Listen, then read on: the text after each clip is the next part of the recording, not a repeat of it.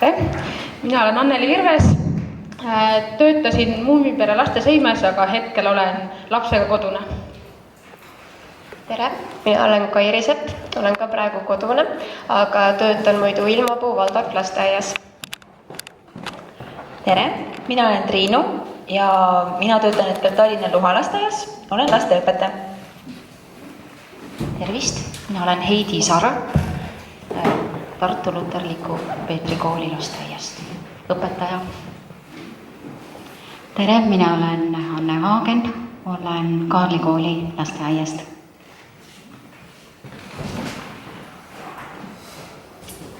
Ja võib-olla siis esimeseks mõtteks või küsimuseks olekski see, et tegelikult me räägime kõige olulisemast teemast praegust, mis on ka väga ilusas eesti keeles öeldud, alusharidusest. Ja siit see esimene küsimus või mõte, mida meie mõistame ja teie mõistate alushariduse all?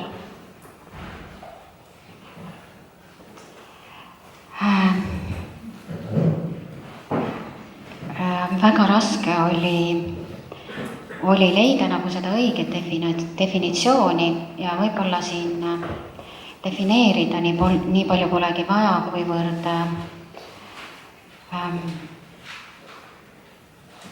minu jaoks on alusharidus baasoskused, millega laps saab igapäevaselt hakkama ja ka need sellised oskused, millega ta juba saab, millega ta küll ise hakkama ei saa, aga mida ta saab teiste abiga. Et see moodustaks sellise asja nagu alusharidus.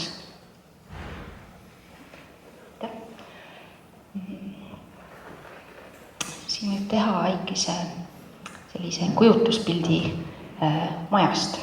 Ja minule tundub, et alusharidus ongi justkui maja vundament, millele me tulevikus saame hakata üles ehitama maja. Või siis võib see olla hoopis näiteks kui puu ja juured, aga tundub küll, et mida tugevam ja tervem on see vundament või need juured, siis seda suurem lootus on ka ehitada sinna peale üks ilus tugev maja või siis juurtest kasvab üks tugev ja ilus taim. Ja sellepärast alusharidus, mulle endale praktikuna, ma kogu aeg seda rõhutan vanematele, et see ei ole lihtsalt kooli jaoks ettevalmistamine, vaid tegelikult me ikkagi näeme inimest tervikuna ja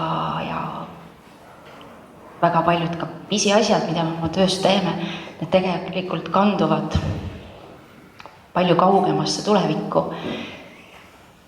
Sellises, nagu siin oli räägitud ka perspektiivist, et see perspektiiv, et see, mida me teeme praegu, see võib olla, või mitte võib olla, tegelikult kindlasti mõjutab hilisemates perioodides inimesi väga palju. Just. Ma nõustuksin eelkõnelejatega, ma lisaksin veel juurde, et kui laps on see taim, keda siis on vaja rõõmuga kasta, et ta vajab erinevaid asju, siis see taim on igapäevaselt keskkonnas ja meie siis õpetajatena aitame tal kasvada.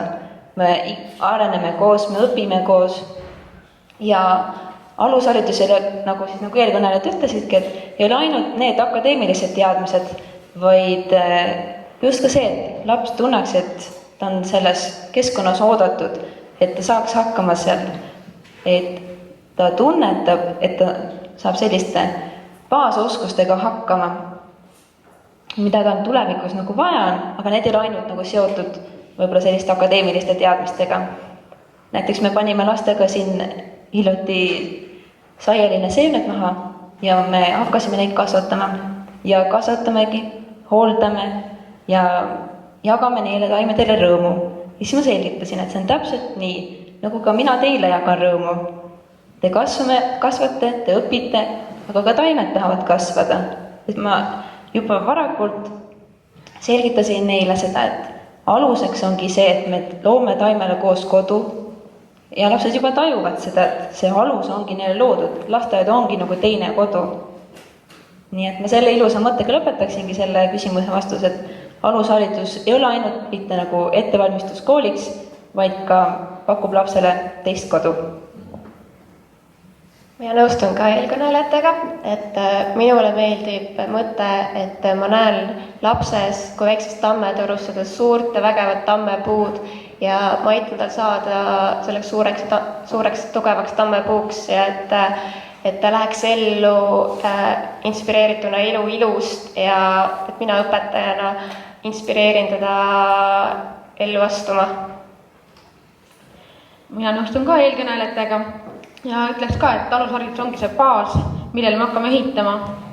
Et lasteaias saabki alguse kõik see lapse väärtushinnangud ja kõik, et mida õpetaja eeskujuga näitab ette, et siis lapsed võtavad järgi ja et ma ütleks ka, et alusharidus ei ole ainult ettevalmistus akadeemilise teadmisteks, vaid lihtsalt see on kogu lapse isiksus, kuidas tema väärtushinnangud muutuvad ja kuidas õpetaja neid õpetab.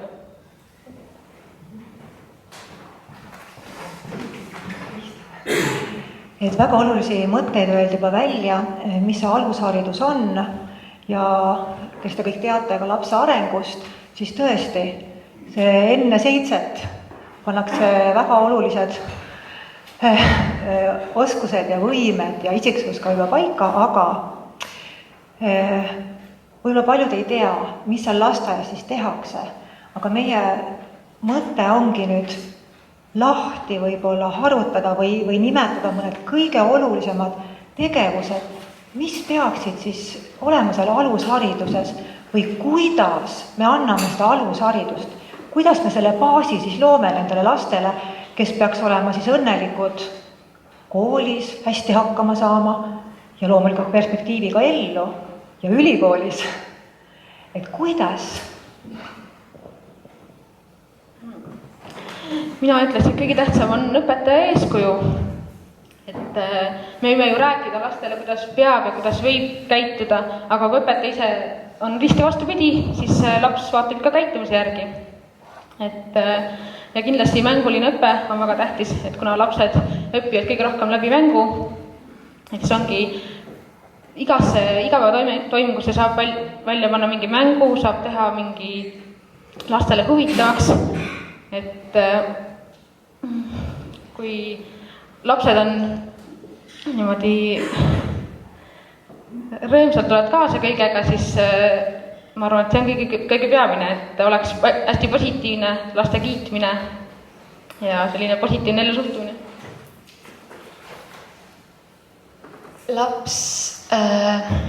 Eelkooliealine laps saab talle lähedaselt täiskasvanult inspiratsiooni ja tuge ja kui õpetaja või siis lasteõpetaja loob selleks soodsad tingimused ja kasvukeskkonna, mõtestatud kasvukeskkonna, loob võimalused vaba mänguks, vahendid selleks, siis lapse huvist tulenevalt toimub see õppimine, uute teadmiste omandamine imelihtsalt.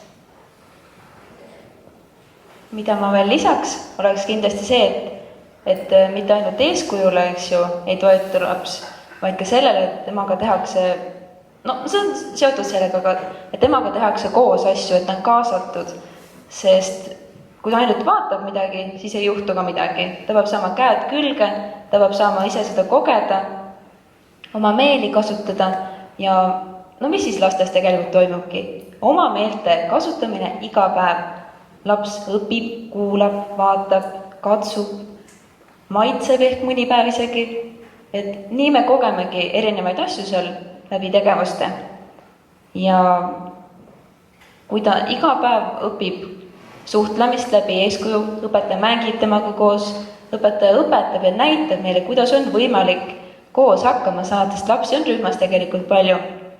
Et kõige olulisem ongi see, et nad õpiksid koos toimetama, mis on ka tegelikult täiskasvanu jaoks väga oluline oskus, ehk siis koos hakkama saada.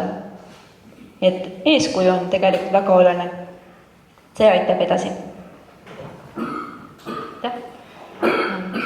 Ma lisaksin siia, et võrreldes kooliga on tõesti lasteaiaiga selline eriline, sellepärast et tegelikult nad õpivad kogu aeg. Lapsed õpivad alates sellest hetkest, kui nad rühma tulevad, kuni selle hetkeni, kui nad sealt lahkuvad. Ehk tegelikult kõik, mis meie täiskasvanutena teeme, sellel kõik on mõju ja seetõttu ka see, kuidas me omavahel suhtleme, täiskasvanud, kuidas õpetaja vanematega suhtleb, kuidas ta teiste lastega suhtleb, tegelikult terve see päev on täis pisiasju, mis tegelikult kõik ongi üks suur õppimine lapse jaoks. Lasteaias ma arvan, et ei ole kõige parem õppimismeetod, tunnid ja loengud, vaid tegelikult õppimine läbi, nagu siin juba nimetati, igapäevaste tegevuste, tõesti võimalikult palju erinevaid meeli on kaasatud, sest mida rohkem nad tunnevad, näevad, nuusutavad, maitsevad, me ilmselt lastevanematena kõik oleme seda kogenud, seda rohkem nad õpivad ja kogevad, rohkem seoseid tekib ja siit edasi, eks.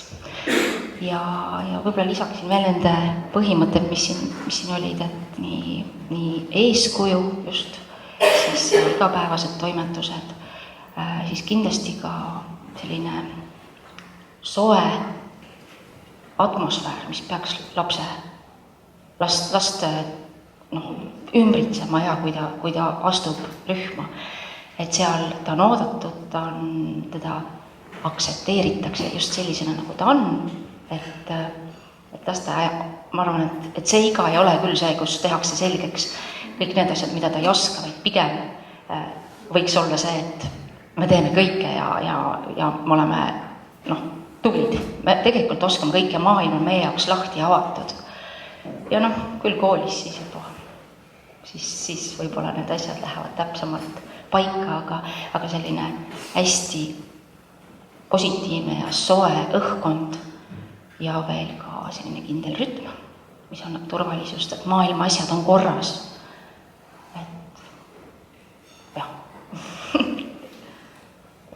Ma nõustun ka eelkõnelejaga, et see alushariduse omandamine tõesti toimub läbi päeva, aga kõige tähtsam laste puhul on see, et nende baasvajadused oleksid rahuldatud.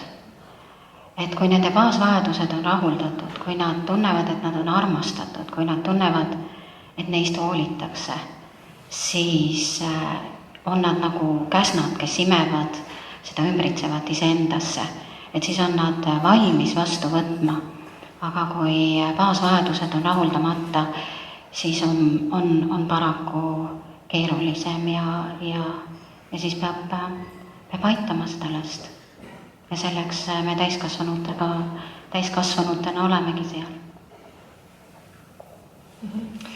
Me ei saa küsida praegu kooli käest, et millised ootused on koolile, kui laps tuleb siis lasteaiast kooli. Aga meie saame siin omavahel siis mõelda, et mida siis see kool või see elu tegelikult pakub ja kuidas me saame lasteaias tagada selle, et laps on ka edaspidi enesekindel, rõõmus, usaldav, hea tahtega ja nii edasi. Ehk siis küsimus, milliseid väärtusi ja kuidas me lasteaias saame õpetada? Kas saame ja kuidas?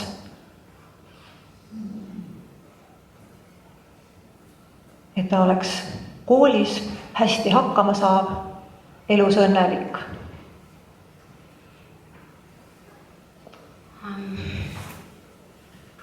Ma arvan, et lasteaed peakski olema selline väärtuspõhine, sest vastasel juhul me lihtsalt teeksime oma tööd nagu, et nüüd kell kukub ja nüüd läheme minema. Et kui teha seda tööd südamega, siis see on nagu, siis sa paned sinna midagi sellist, iseennast paned sinna sisse ja ma usun, et see kõnetab last. ja samamoodi nende väärtustega. Et jah, võib öelda, et me oleme kristlike lasteaedadena eelisseisuses, et me saame anda lapsele sellise laiema maailmapildi, mis ei ole ainult mina ja minu maailm, vaid et on oluline üksteisega arvestada ja on rõhk rohkem nendel väärtustel, mida võib-olla munitsipaallasteaedades anda ei saa. Aga kas see teeb tal selle kooli ülemineku kergemaks? Seda ma ei oska öelda. Sest kui ta läheb kuskile tavakooli, kus sellised väärtused, mida meie oleme tähtsaks pidanud, ei ole üldse väärtused, siis ta peab ümber mõtlema hakkama võib-olla. Nii et mina olen küll äärmiselt tänulik, et meil on sellised lasteaiad ja sellised võimalused. Ja mul on ka hea meel, et on nüüd olemas ka kristlikke koole, mis kergendab seda üleminekut ja teeb lapse jaoks lihtsamaks. Aga selle koha pealt jään vastuse võlgu, et kui ta läheb tavakooli, kuidas siis nende väärtustega jääb.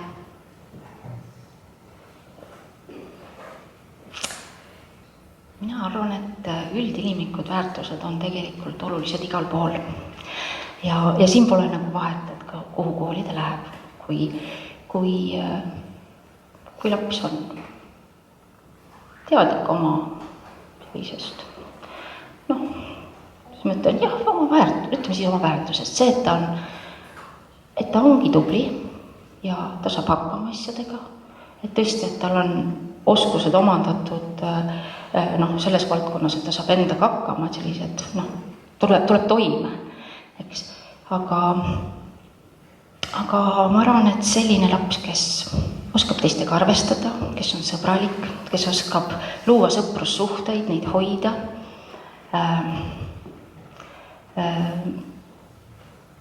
võib-olla olla ka tänulik paljude asjade üle, mis tema elus on.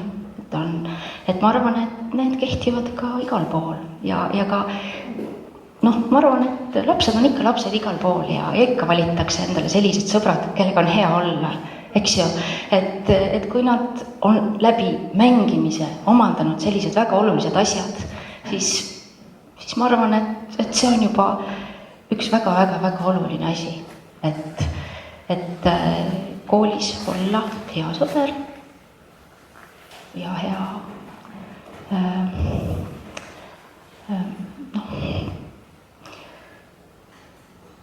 tegelikult need muud oskused, või õigemini teadmised, need tulevad niikuinii, aga need sotsiaalsed oskused, kui need on omandatud, siis läheb ka koolis hästi. Kindlasti võib-olla väärtused, mida te isegi kaasas kannate, aga mida meie näiteks läbi teatud metoodikate proovime siis ka lasteni viia, ausus, julgus, hoolivus, et need kõik tegelikult aitavad edasi viia. Kui ta juba hoolib oma kaaslasest, siis tal on vast lihtsam sõpru leida, sest et ta vaatab talle otsa, ta saab aru, et ta on ka inimene, ta on minu sõber. Ja siis, kui ta tõesti juba hoolib, siis tekib ka julgus rääkida, et mis mureks on, mis rõõmuks on. Ja kui ta lasteaias neid igapäevaselt harjutab, õpetaja toetab neid, näitab neid väärtusi ka nende enda peal, on eeskujuks, nagu enne ka juttu oli, et siis see kantub lapses edasi. Mitte alati, aga kui õpetaja, nagu siin ka eelkõnelejad ütlesid, et teeb seda südamega, siis tahes-tahtmata need siiski jäävad talle sisse. Et siin loeb ka see, et kui õpetaja tõeliselt neid väärtusi endas kaasas kannab, siis laps võtab need üldiselt siiski kaasa, enam või vähem.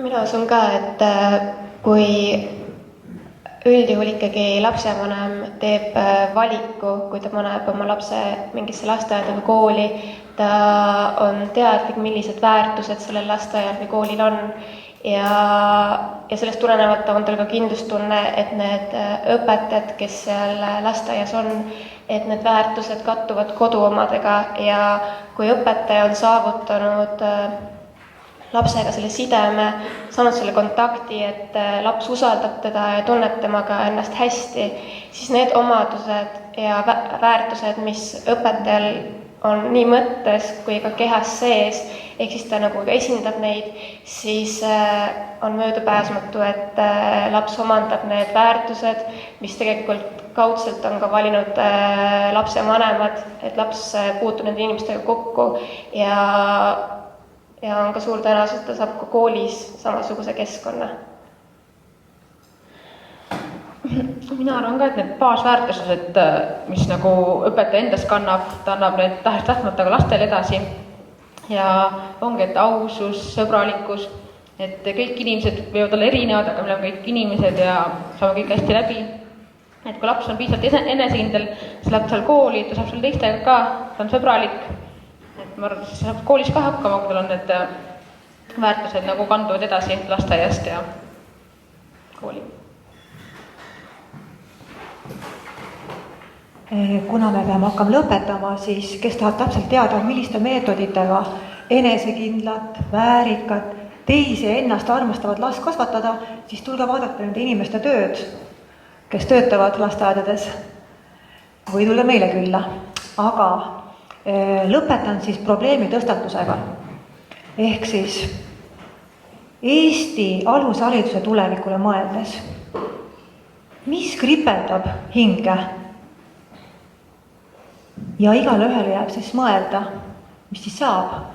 Nii et mis jääb kripeldama Eesti alushariduses, võib-olla sellised probleemkohad ja mõeldes selle peale, et lasteaed on kõige aluse rajaja. Minu arvates on kõige selline probleem see, et meil on liiga suured rühmad, et lihtsalt õpetajal ei jää aega, et individuaalselt kõikide lastega tegeleda nii nagu võiks ja peaks lastele aega pühendama. Et ma arvan, et jah, see on nagu selline üks suur probleem. Minu jaoks on kõige murettekitavam see, et eralasteaia puhul lapsevanem saab selle kindlustunde, kuhu ta oma lapse paneb ja üldjuhul on seal väga hoolikalt ja ka nii mõistuse kui südamega valitud õpetajad. Aga tavalasteaias puutub paratamatult laps kokku selliste eeskujudega, kes ei ole väga väärtuslikud eeskujud või kes ajendatuna või lähtuvalt oma emotsioonidest ja oma eluraskustest ei jäta seda kõike lasteaiarühma ukse taha, vaid võtab seda rühma kaasa ning see väike laps, kes usalduse ja kindlumuse toel kasvab ja areneb ja saab sellist elumõnu tunda, et see pisike hingeke võib saada väga haiget seal. No kindlasti on mitmeid kohti, mida saaks parandada, aga hetkeseisuga võib-olla esimese asjana pähe tulebki ikkagi see rühma suurus. Paraku lapsi on palju ja siis peab väga palju vaeva nägema, et nad saaks õpetada ja kasvatada nii kaugele, et nad tunneksid mugavalt ennast rühmas, kus on kohal näiteks 20 last igapäevaselt. Et kõigile see ei sobi. Kõikidel lastele nii suur grupp näiteks ei sobi. Ja siis õpetajad ja rühmapersonal siis peavadki aitama lastel jõuda sinna maale, et oleks vahepeal selline väike võib-olla akude mahalaadimise nurk, et väike puhkehetk, et paraku hetkel seda me niimoodi muuta ei saa. Aga me saame proovida oma keskkonda ja tingimusi vastavalt võimalustele siis muuta ja kujundada, et selles olukorras hakkama saada.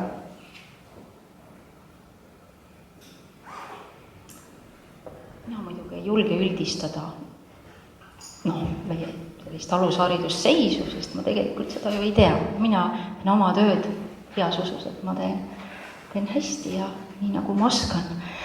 Aga võib-olla tõesti mul on lihtsalt selline soov, et kõik inimesed, kes hakkavad lasteaiaõpetajateks, et neil peab kindlasti olema suur süda, nagu siin võib-olla siin mainiti ka tädi Tiiut ja siin on tõesti see küsimus, et kas siin peaks olema siis ka see inimene tark, ehk kas ta peaks olema õppinud midagi, et võib-olla siis oma teadmiste baasil ikkagi rakendada neid väga olulisi asju, mis last toetavad. Et üks asi on see, et nagu ka siin öeldi, et mõnele inimesele lihtsalt on seda antud, aga seda teadmist aga siiski oleks minu arust küll vaja ka laiemaid teadmisi. Et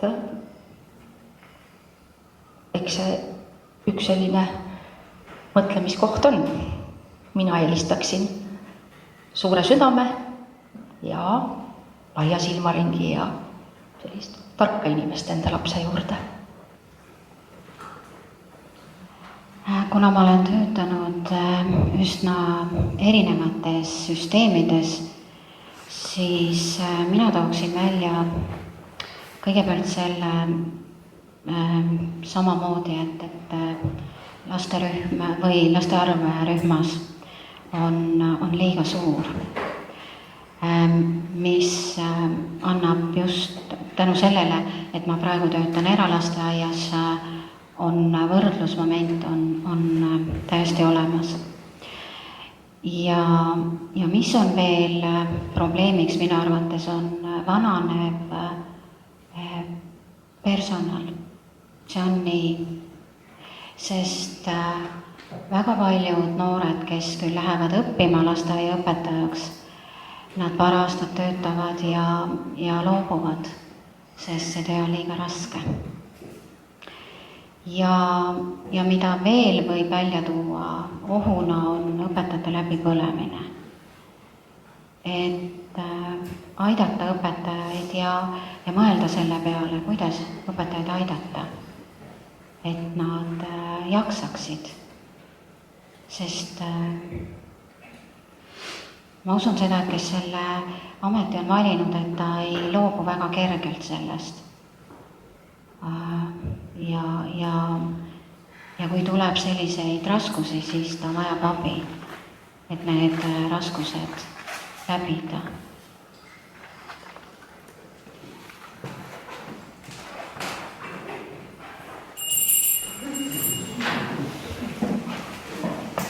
Nii, suur tänu!